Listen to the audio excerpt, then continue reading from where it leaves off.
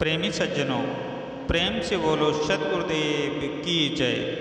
प्यारे साथियों, सतगुरु कबीर साहब के राम कौन? सतगुरु कबीर साहब किस राम को जानने की बात करते हैं? सतगुरु कबीर साहब राम को मानने की बात नहीं करते, राम को जानने की बात करते हैं। जब तक आप उस राम को जानेंगे नहीं, तब तक आपका कल्याण नहीं हो सकता है। कबीर साहब ने घट घट में रमण करने वाले चेतन तथा अंतर आत्मा के अर्थ में राम शब्द का प्रयोग किया है और चेतन राम में रमण करने, स्थित होने का आदेश दिया है। तो आत्म भिन्न आकाशी या काल्पनिक ईश्वर के अर्थ में राम शब्द का सतगुरु कबीर साहब ने खंडन किया है और उससे हटने की राय दी है। साथ ही उन्होंने यह भी साफ कर दिया है कि जिस राम में मैं रमण करने, स्थित होने के लिए कहता हूँ, वह राम दशरथ राम नहीं है। कबीर साहब कहीं भी न तो दशरथ राम को पुकारते हैं और न दशरथ राम का नाम जपने, उनकी पूजा करने को कहते हैं। साथ ही वे दशरथ राम के अवतार होने का खंडन भी जगह जगह करते हैं। एक और जहाँ वे राम ही राम पुकारते, जिभ्या परिगो रोस, तथा राम के कहे जगत गति पावे, खांड कहे मुख मीठा कहकर राम नाम जपने का निषेध करते हैं, तो दूसरी ओर राम नाम भज तथा राम नाम भज लागू तीर कहकर राम भजन करने का आदेश भी देते हैं। उक्त दोनों कथन को उनके ही संदर्भ में देखना होगा और यह भी समझना होगा कि उनके राम भजन का अर्थ क्या है। रट्टू सुग्गावत बिना मर्म जाने राम राम राम रटना या कुछ और, इन सभी बातों को हम कबीर वाणी के आलोकों में ही देखेंगे, समझेंगे तो ज़्यादा अच्छा होगा। कबीर साहब ने राम का प्रयोग विधि परक, मंडन परक अर्थ में भी किया है और बहुतायत मात्रा में किया है, परंतु राम का विधि परक प्रयोग करते हुए भी वे राम को मानने की नहीं किंतु जानने की बात कहते हैं। क्योंकि राम राम तो बहुत लोग कह रहे हैं, परंतु राम कौन है, कहाँ है, इसका भेद लोग नहीं जानते, बस पुकारते जा रहे हैं।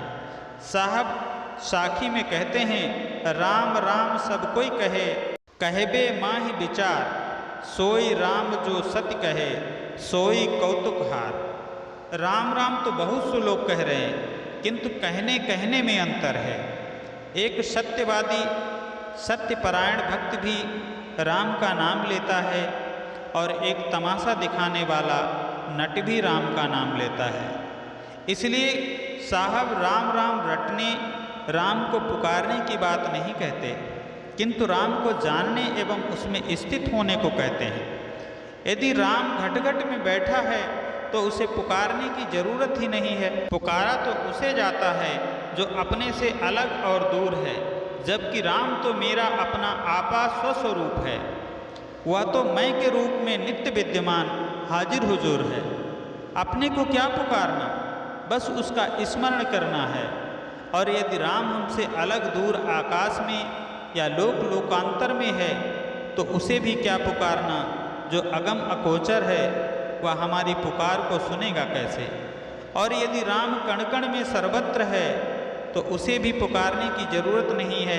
इसलिए कबीर साहब पुकारने को नहीं किंतु जानने को कहते हैं। साहब कहते हैं, तब बची हो जब राम ही जानी। कबीर साहब कहते हैं, संसार दुखों की खान है, यहाँ जो भी शरीर धारण किया है वह दुख ही पाया है। इस दुख से वही बचेगा जो राम को जानेगा। जो राम को ठीक से जानकर युक्तिपूर्वक चलता है, वह किसी प्रकार के बंधन में नहीं पड़ता। यह जीव 84 लाख योनियों में भटक भटक कर दुख पा रहा है। कबीर साहब कहते हैं कि मुझे वही व्यक्ति प्यारा लगता है जो राम को जानता है। सतगुरु कबीर साहब साखी में कहते हैं, लख 84 जीव जंतु में भटक भटक दुख पाओ, कहें कबीर जो राम ही जाने, सो मोहिनी के भाव। राम ऐसा नाम जिस तत्व का है, वह स्वस्वरूप अंतर आत्मा को जाने बिना या राम नाम की हकीकत को जाने बिना संसार के लोग भवसागर में डूबकर मर रहे हैं। मैं तो कुछ और नहीं जानता, मुझे तो इस भवसागर से पार होने के लिए राम नाम की ही आशा और भरोसा है। साहब साखी में कहते हैं, राम नाम जाने बिना भव बूढ़ मुआ संसार। भवसागर से पार होने के लिए जिस राम नाम का आशा भरोसा है, वह राम न आकाशी और न दशरथ पुत्र राम, किंतु राम अपना आपा स्वस्वरूप है। इसको स्पष्ट करते हुए कबीर साहब कहते हैं, राम ऐसा नाम निज का खुद का है, स्वस्वरूप का है। ऐसा जानकर खोटी वस्तु आत्मभिन्न राम की कल्पना का त्याग कर दो। राम को अपने से दूर मानकर लोग उसे बाहर खोजते हैं, जबकि वह हृदय निवासी है, हृदय में ही बैठा हुआ है। परंतु उस हृदय निवासी राम को लोग नहीं जानते। सबके शरीर में काम वासना एवं अहंकार रूपी काला सर्प बसा हुआ है। उसने संसार के सभी लोगों को पूरी तरह खा लिया है, भटका दिया है। इससे वही बचेगा जो विचार पूर्वक राम का भजन करता है। स्वस्वरूप का निर्भ्रांत बोध एवं उसमें स्थित और सारे विषयाशक्ति एवं अहंकार का त्याग ही विचार पूर्वक राम का भजन करना है, न कि राम राम रटना और जपना। ऊपर के उदाहरणों में सतगुरु कबीर साहब स्पष्ट रूप से राम को जानने की बात कहते हैं, मानने की नहीं। और जिस राम को जानने की बात कहते हैं, जिसे जानकर युक्तिपूर्वक चलने से दुखों से बचा जा सकता है, वह राम अपना आपा आत्म अस्तित्व स्वस्वरूप ही है। संसार में तो ज़्यादा राम को मानने का हो हल्ला है और लोग गर्वपूर्वक कहते हैं कि हम राम को मानते हैं, किंतु दूसरे लोग राम को नहीं मानते। परंतु प्रश्न यह है कि आप राम को सिर्फ मानते ही हैं या कुछ जानते भी हैं? और फिर आप राम को किस प्रकार मानते हैं? क्या राम राम कहना दोहराना ही राम राम को मानना है? मानते मानते तो जीवन बीत गया, क्या उससे जीवन में कुछ परिवर्तन आया? क्या दुखों से छुटकारा मिला? दुखों से छुटकारा तो तब मिलेगा जब राम को जानकर युक्तिपूर्वक चलोगे।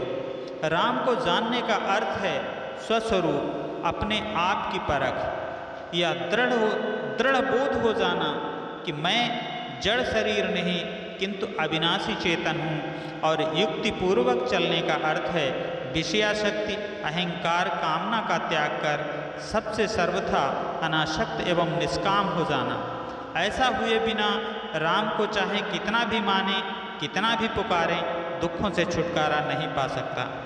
जो घटघटवासी चेतन को स्वस्वरूप को राम न मानकर एवं उसे न जानकर अलग से राम मानते हैं, उनके लिए कबीर साहब कहते हैं, लोग राम राम तो बहुत कहते हैं, परंतु राम का रहस्य क्या है इसे नहीं जानते। बस वे वेद पुराण का प्रमाण एवं उदाहरण दे देकर अपनी बातों को सही सिद्ध करने का प्रयास और दावा करते रहते हैं। यहाँ राम का अर्थ है आत्मभिन्न ईश्वर। लोग वेद पुराण नाना धर्म ग्रंथों का प्रमाण उदाहरण देकर कहते हैं कि ईश्वर सबका मालिक है, वह जो चाहेगा वही होगा। ईश्वर की इच्छा के बिना एक पत्ता भी नहीं हिलता। राम ईश्वर तो कण कण में व्याप्त है, राम सब में समाया हुआ है। उक्त कथन केवल भावुकतापूर्ण है। यदि राम सर्वत्र व्याप्त होता तो दुनिया में कहीं किसी प्रकार का दुख संताप नहीं होता, क्योंकि ईश्वर मंगलमय आनंद कंद है, तो उसके साथ दुख संताप कैसे होगा? और यदि राम की ईश्वर की इच्छा के बिना पत्ता भी नहीं हिलता तो दुनिया में चोरी, हिंसा, व्यभिचार, अपहरण, बलात्कार, घूसखोरी, मिलावटबाजी आदि अनेक प्रकार के अनाचार, दुराचार, भ्रष्टाचार कौन करवा रहा है? यदि ईश्वर की इच्छा के बिना पत्ता भी नहीं हिलता तो दुनिया में कहीं पाप ताप होता ही नहीं, सब कुछ मंगलमय ही होता। इसलिए केवल राम राम ईश्वर ईश्वर पुकारने से एवं उसकी दुहाई देने से कुछ नहीं होता। राम के ईश्वर के मर्म रहस्य को समझना होगा।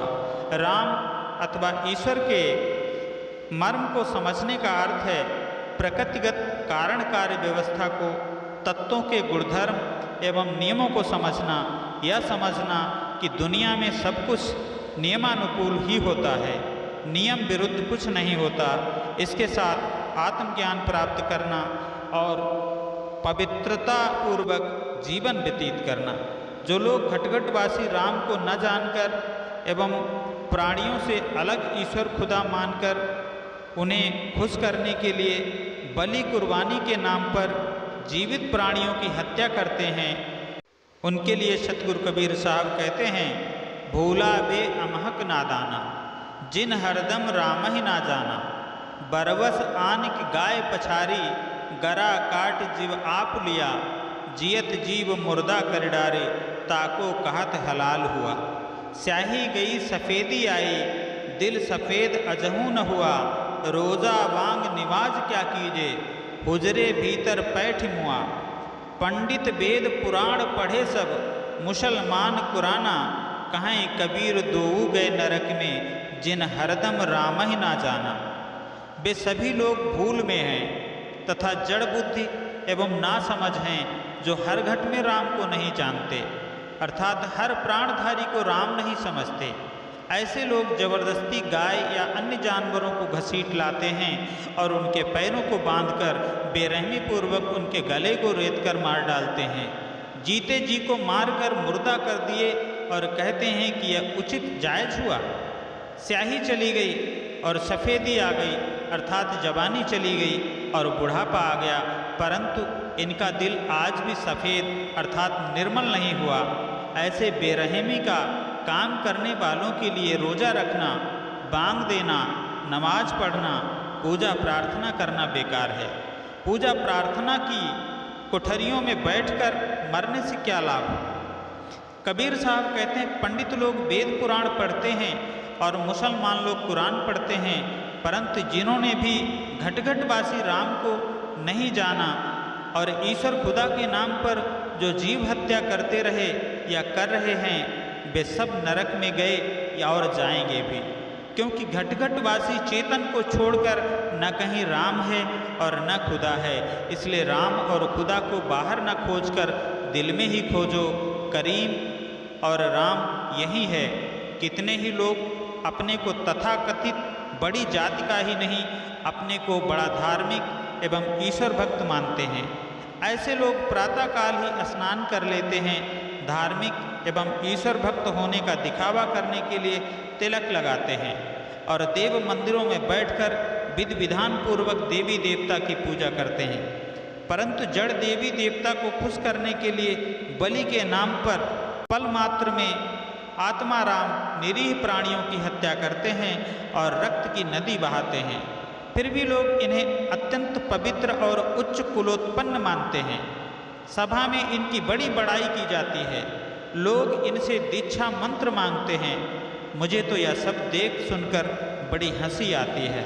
प्रत्यक्ष चलते फिरते प्राणियों को राम रहीम ईश्वर खुदा न मानना और आकाश में राम रहीम ईश्वर खुदा की कल्पना कर उनको खुश करने के लिए जीवित प्राणियों की हत्या करना, यह कैसी ईश्वर भक्ति या धर्म है। यदि प्राणी हत्या धर्म है तो अधर्म किसे कहेंगे। इसे सतगुरु कबीर साहब कहते हैं कि राम को जानो। सतगुरु कबीर साहब कहते हैं, जो तात्विक दृष्टि से राम को जान लेगा वह कभी ना तो राम को बाहर खोजेगा और न ईश्वर भक्ति या धर्म के नाम पर जीव हत्या जैसा जघन्य पाप करेगा। साहब कहते हैं, कहाँ कबीर राम रम रहिए। कबीर साहब जिस राम को जानने की बात कहते हैं वह राम कहीं अदृश्य नहीं है, किंतु प्रत्येक घट में रमण कर रहा है।